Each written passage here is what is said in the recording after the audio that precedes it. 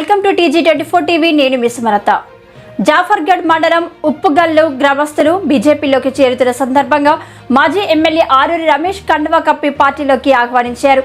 ఈ సందర్భంగా ఆరూరి రమేష్ మాట్లాడుతూ ఉప్పుగల్లు గ్రామాన్ని వర్ధన్నపేట నియోజకవర్గాన్ని అభివృద్ధి పరిచినట్టుగా అభివృద్ధి చేస్తారని తెలిపారు. కాంగ్రెస్ పరిస్థితి ఇప్పటికే కథమైపోయింది. 6 గ్యారంటీలతో ఆగమైపోయింది. నెరవేర్చలేని హామీలనిచ్చి కాంగ్రెస్ పార్టీని ప్రజలు నమ్మబోరని, దేశంలో నీతివంతమైన పాలన అందిస్తున్న మోదీ నాయకత్వంలో అభివృద్ధిని ప్రజలు గమనిస్తూనే ఉన్నారని, ఈ రోజు గ్రామ పంచాయతీల్లో చూసినట్లయితే అంగన్వాడీ కేంద్రాలు, శ్మశాన వాటిక, ఆవాస్ యోజన అనేక కార్యక్రమాలకు కేంద్రం సహాయం అందిస్తుందన్నారు. తను వరంగల్ పార్లమెంటులో బ్రహ్మాండమైన మెజార్టీతో గెలవబోతున్నామని ఆశాభావం వ్యక్తం చేశారు. ఈ కార్యక్రమంలో బీజేపీ నాయకులు, కార్యకర్తలు, ప్రజలు తదితరులు పాల్గొన్నారు. ఇక్కడ నుండి మా గ్రామస్తుల ఆశీర్వాదం తీసుకునే అవకాశం వచ్చింది.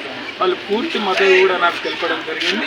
మరి ఇక్కడ లేకపోయినా ఈ గ్రామ అభివృద్ధి కోసం నా వంతు సాయంగా మరి అంతర్గత రోడ్ల నిర్మాణానికి ఇతరత్ర చాలా కార్యక్రమాలు చేశాం.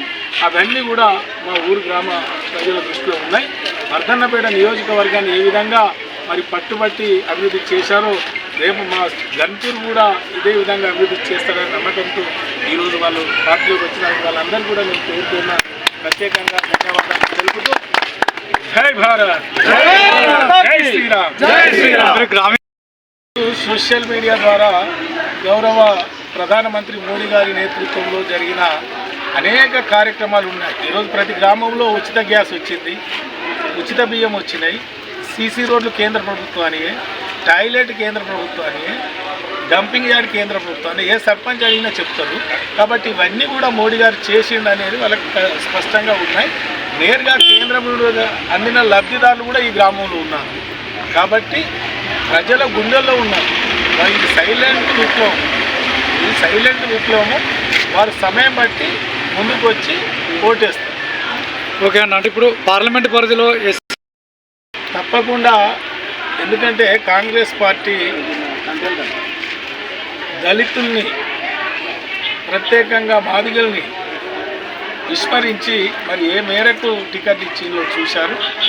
మరి గతంలో శ్రీహరి గారు ఇక్కడ నుండి ప్రాతినిధ్యం వహించినప్పుడు మరి తెలుగుదేశంలో ఉన్నప్పుడు కానీ టీఆర్ఎస్లో ఉన్నప్పుడు కానీ ఏ ఒక్క దళితుని ఎదగనియదు.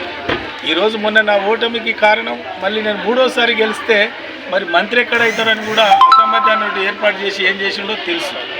కాబట్టి ఈరోజు ఆయన నిజ స్వరూపం ప్రజలకు తెలిసిపోయింది. స్వచ్ఛందంగా పెద్ద ఎత్తున మరి మా ఊరు బిడ్డ వరంగల్ పార్లమెంట్ అభ్యర్థిగా మోడీ గారి నాయకత్వంలో బీజేపీ నుండి వస్తున్నారు. మరి నిండు మనసుతో ఆశీర్వదించాలని పార్టీలకు అతీతంగా ఈరోజు చాలామంది బీజేపీలో జాయిన్ కావడం జరిగింది. వారందరూ కూడా పేరు పేరున స్వాగతం సుస్వాగతం తెలుపుతూ, మరి వారందరికీ తెలుసు గత 10 సంవత్సరాలుగా కేంద్రంలో అధికారంలో మోడీ గారి నాయకత్వంలో ఈ దేశం సురక్షంగా సుభక్షంగా సుఖ సంతోషాలతో ఉన్న పరిస్థితి వాళ్ళు చూశారు. ఈ దేశ ప్రజలు కడుపు నిద్రపోయే పరిస్థితి వాళ్ళు చూశారు. మరి ఈరోజు 3వసారి కూడా మోడీ గారి నాయకత్వంలో 3వసారి ప్రధానమంత్రి కావాలి అని యావత్ భారతదేశ ప్రజలు కోరుకుంటున్నారు. కాంగ్రెస్ పరిస్థితి కథమైపోయింది. ఎందుకంటే 6 గ్యారంటీల పేర 420 హామీలు ఇచ్చి ఏ ఒక్క హామీ నెరవేరని కాంగ్రెస్ పార్టీని ప్రజలు గమనిస్తున్నారు. ఈరోజు సాగునీరు విషయంలో కావచ్చు, తాగునీరు విషయంలో కావచ్చు, రుణమాఫీ విషయంలో కావచ్చు, ప్రతి మహిళకు 2500 ఇచ్చే కార్యక్రమం కావచ్చు, మద్దతు ధర 500 కల్పించే కార్యక్రమం కావచ్చు, నిరుద్యోగ వృత్తి కావచ్చు, అన్నీ కూడా కాంగ్రెస్ పార్టీ ఫెయిల్ అయిపోయింది. ఈరోజు దేశంలో నీతివంతమైన పాలన అందిస్తున్న మోడీ గారి నాయకత్వంలోనే ఈ రాష్ట్రం, ఈ దేశం బాగుంటుందని ప్రజలు విశ్వసిస్తున్నారు, నమ్ముతున్నారు. కాబట్టి మోడీ గారికి మద్దతు తెలపడానికి ఇప్పుడు సిద్ధంగా ఉన్నారు. ఓకే, మోడీ గారికి ప్రజలు సిద్ధంగా ఉన్నారు అంటే మద్దతు తెలపడానికి సిద్ధంగా ఉన్నారన్నారు కదా, మీరు ఎంత మెజార్టీతో గెలుస్తారు? బ్రహ్మాండమైన మెజార్టీతో ఈ వరంగల్ పార్లమెంట్ ప్రజల ఆశీర్వాదంతో బ్రహ్మాండమైన మెజార్టీతో గెలవబోతున్నారు.